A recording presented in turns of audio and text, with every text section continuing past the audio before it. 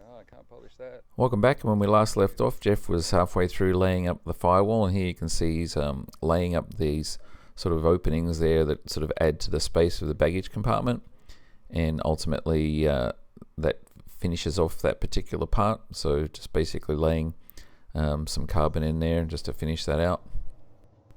And those inserts didn't need to be vacuum bagged, so they just basically covered up with some peel ply there and just left to set up and cure. And as I said before, those just add a little bit of extra space in the baggage compartment.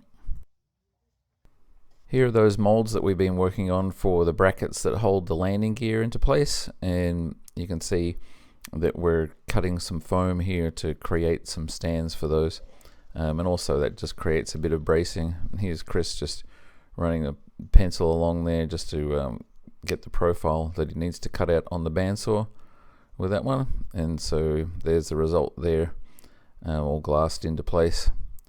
And in the background there you can see there's the other one. So we're not too far away now from having all the molds done. Well, actually the molds are all done now for the parts that we need in order to bond the fuselage together. So we just have to lay up a few more parts, a couple door frames and these parts, and then we're good to go.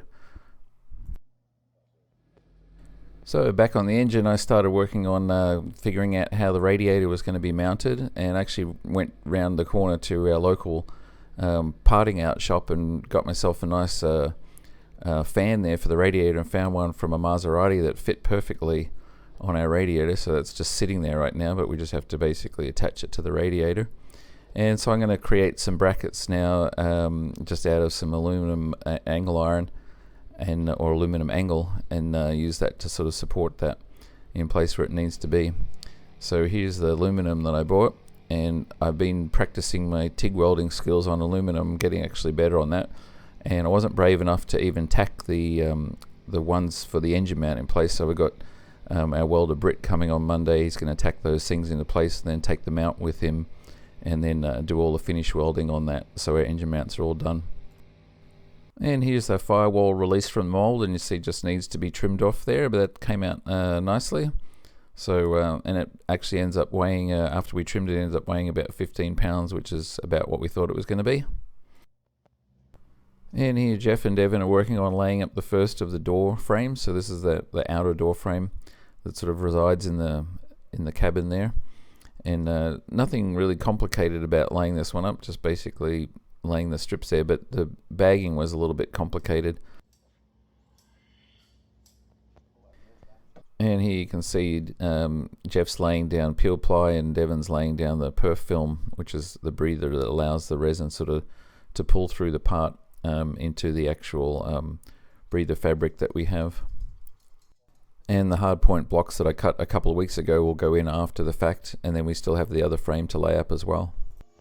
And even though we've already created the firewall here, the guys are putting some braces on there, or stands on there, so that mold will be easier to lay up the next time, instead of it sort of leaning on an angle. And here are the molds for those braces for the gear attach points for the main gear, and so you see now they've been released and they came out nicely. So they just need to be trimmed off around the edges, and they're ready to lay those parts up, which will probably be next week. And then once we have that other door frame done as well, we have all the parts that we need to bond the fuselage together. And here's that first door frame with the bag taken off and the peel ply and everything, but hasn't been released just yet.